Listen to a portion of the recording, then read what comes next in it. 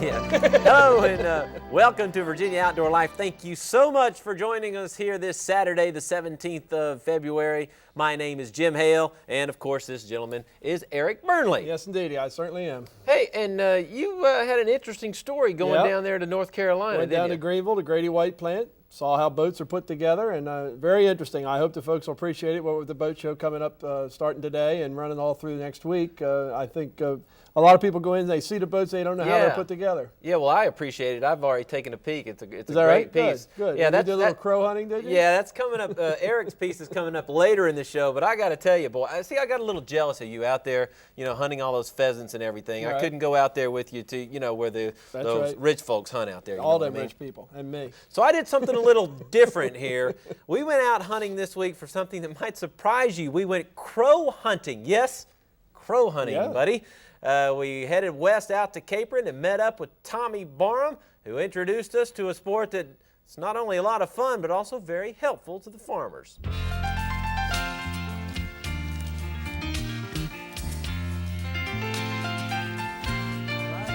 Is this where it's going to be, Tommy? Yeah. Okay, good. We are here with Tommy Barham of the Primos Pro Staff. He also represents Mossy Oak Camo Gear, and his buddy Neil Marks here, and we're going to be doing some crow hunting today. How's this work, Tommy? Well, we're going to try this old hog light first. And then we'll take and set this owl decoy up on a pole over here in this light. Then we're going to sit back and hide, and we're going to try to call them in. We're going to use Primos Power Crow calls plus an electronic call. Probably start out with just mouth calls, and then I'll gradually increase the volume on this tape player. So crow hunting's all about calling them in. All about calling them in, yep. Usually there's a sentry crow. There's one crow that'll come out and check things out. If we can get him to come in, he'll help call in the other crows. Okay. So the first ones that come... So you say don't shoot him? Don't shoot him. Okay. Okay.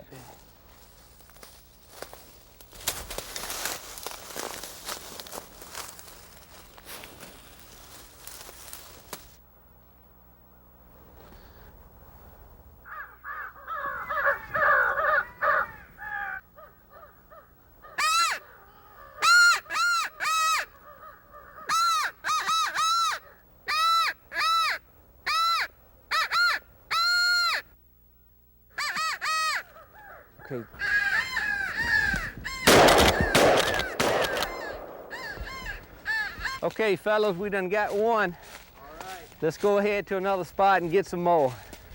It's important when you're hunting crows like this that you are camouflaged real well. And of course, the mossy oak, I think, conceals the best and works the best. All right, we're gonna do the same thing. We're not going to use the owl decoy this time. We're going to go in this corner of these woods right here. It's a little opening in there that I think we can shoot out of.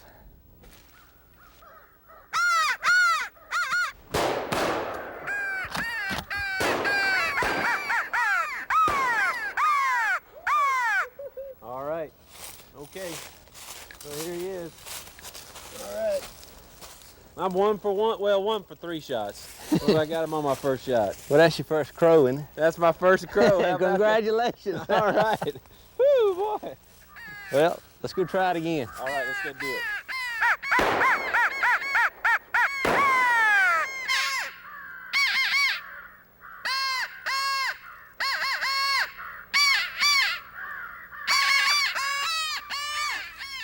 Here they come.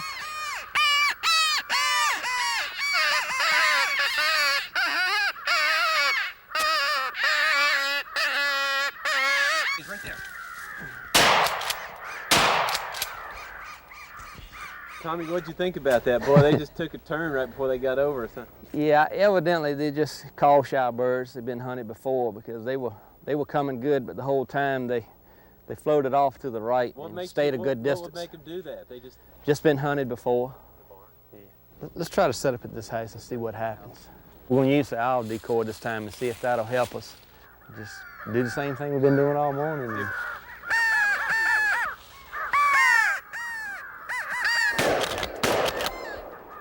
Did you knock one down?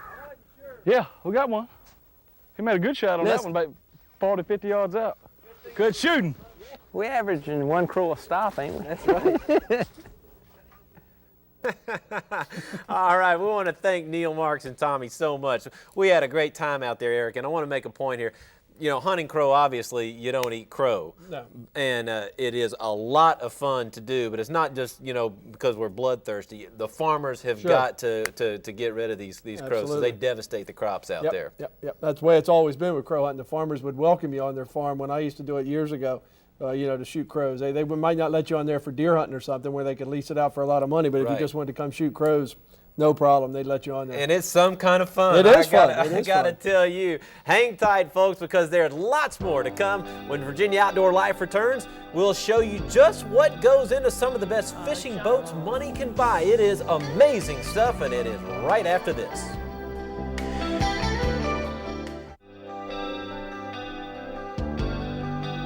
Yeah, that's our new box. We keep the hot product cards in there. That's from the folks out at Evans Sports in Houston, Missouri. We picked that up out at the SHOT Show. Beautiful, beautiful thing there. You keep your shotgun shells or anything else you want to in that thing. Nice woodwork, very nice, solid box. Yeah, now we're going to talk about some nice boat work here. When you guys decided to go out and do a story on how to make a boat, you didn't just go down to any old boat plant. Not some guy in his backyard with a No way. couple pieces of wood. No, we went down to Greenville, North Carolina, to the Grady White plant, and they were very kind to let us in there and show us around and show us how these boats are put together.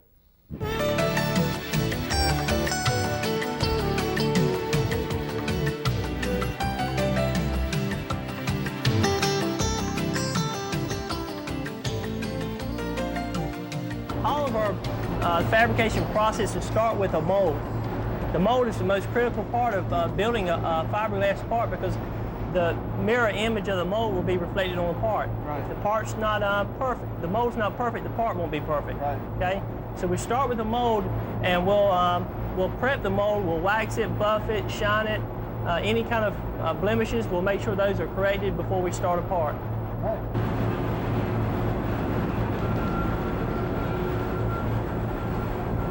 Okay, what do we have here? Okay, Eric, we saw the mold, and it has been prepped and waxed. And on the white surface is actually the gel coat that the boat was, that you'll see on the outside when the part's pulled. So the entire mold has been sprayed with gel coat, and this bottom layer is what we've hand laid, what we call a skin out mat, which is the layer of fiberglass next to the gel coat surface. What we have here is a cart that's set up that every boat has its own specialized kit of mat. Right. It's hand cut in patterns just for the boat. And we use several different kinds of mat. After the skin coat has been applied, we're going to use a heavy woven mat. You see how thick that mat is? Yes. It's stitched in the back and it gives it a lot of strength for the boat. That adds the bulk of the boat. That's really where the weight's added and the strength of the boat. Right. What we have now is a 30-foot marlin. Right. This boat has a balsa coring. You can see up on here. That balsa is very lightweight, but when it's sandwiched between two fiberglass layers, it provides a lot of strength. What's happening here is the glassing guys have installed the liner stringer system, and he's tabbing those in. If you notice, he's using a woven product that actually adds a lot of strength, and he's going to tie the stringer system to the bottom of the hull. What we have now is just about a completed hull. Stringers have been installed now, they're glassed over. Also, there's foam that's been added in some of the compartments. And your fuel tank. Fuel tank's been installed. Freshwater tank, right? Some rigging tubes are also installed this time to run the wiring. This is a liner mold, and they've are adding the skin coat, the first layer of chopped strand mat on the boats, and actually rolling it out. And it's important to get all the air bubbles out of the mat. And it's a very time-consuming and tedious process. Once the hull has been complete, the next part is the liner to be installed. Right. Once they're dropped down and put together, they all become one integral part.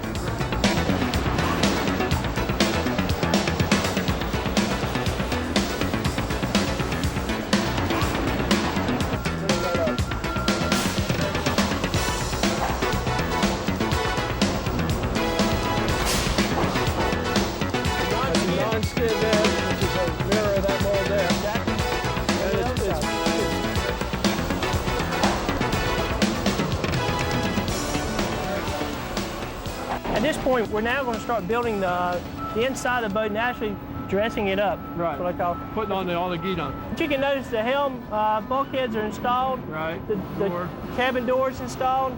Little teak trim on there. We're getting to the very last stages, and they've been washed, they've been shined up and cleaned and prepped for shipping. Just do the final touches on the boats. Once again, quality control. Make sure they're right before they go out the door. Exactly. We've got all those all the way through the plant just to make sure that we build a consistent quality product. Man, that's one beautiful boat. That is, and listen, when we left there, they offered us a boat.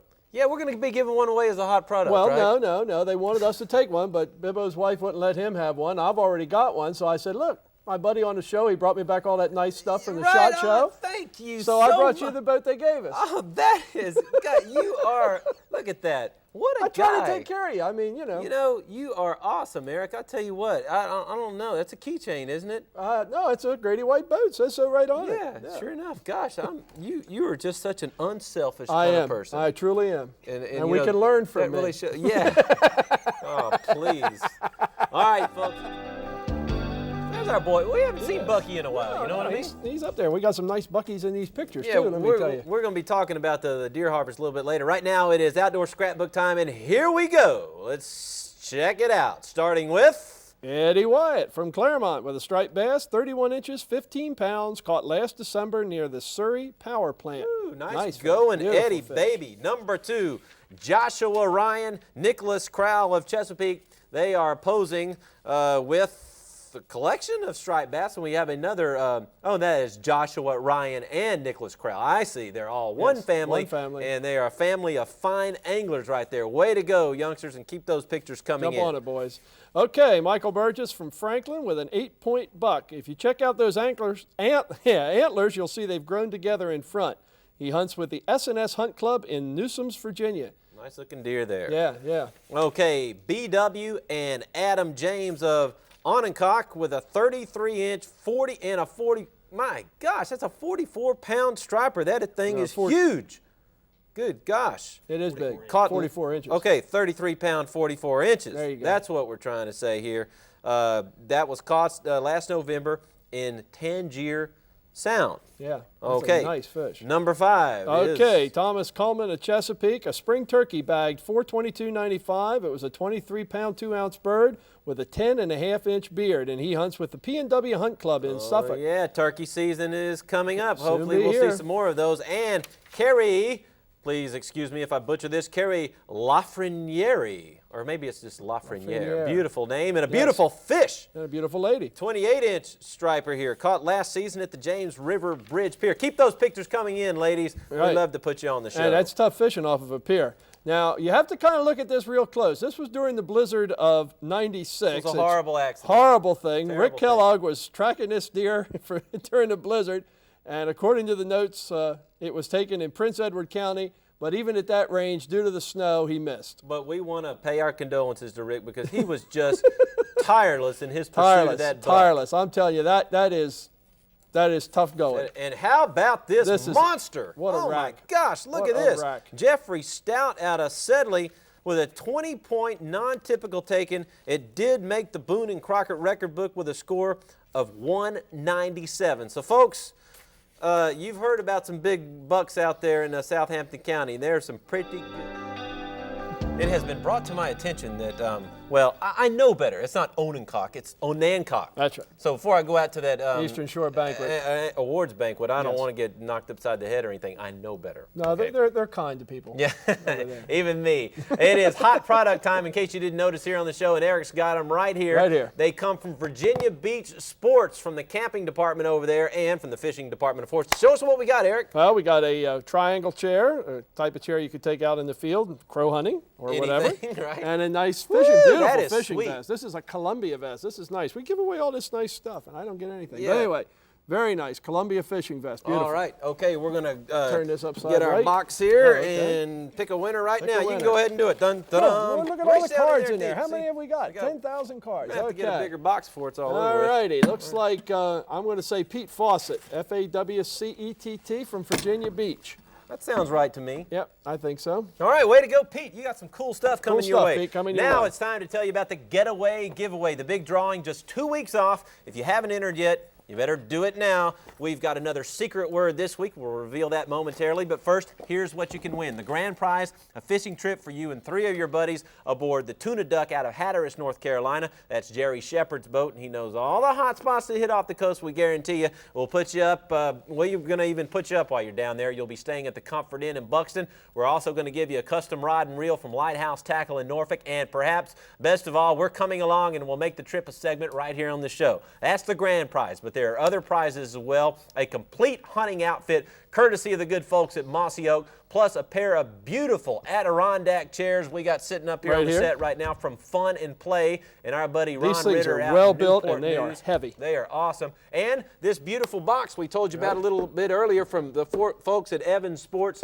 in Houston, Missouri, made for shotgun shells, but you can put just about anything in it. Yep. Now to win, you just have to write down the secret word. And all you need is this week's secret word on a postcard. It is something else from the sea. It is tuna this week. There it Charlie is. the The tuna. word is tuna. So just put that on a postcard, send it in, and you're going to be eligible for the grand prize or any of those. And I'll tell you, I think we got some really Beautiful awesome prizes. Well, we are just about out of time, but we got another great show in store for you next week. We hope you see you then in the great outdoors. Right now, we're going to leave you with some more of our great adventure out with our buddy Neil Marks and Tommy Barham, crow hunting in Southampton County. So we're going to see you next week. So long, folks. Y'all take them easy. They're back there somewhere. Back a hoe, but yeah, you don't know. It's a lot.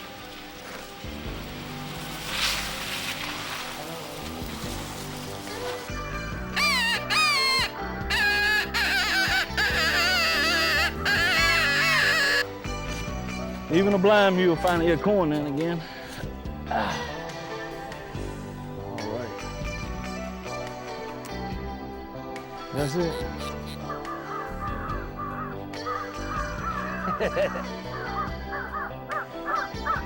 We're gonna trick them. Hold it. First year of the year. They just knock them off one at a time like that, Neil? Yeah, they. Yeah, and it looks like a buck in there at some point. I guess that's an old rub, huh? Well, it was last year's rub. I say probably in October.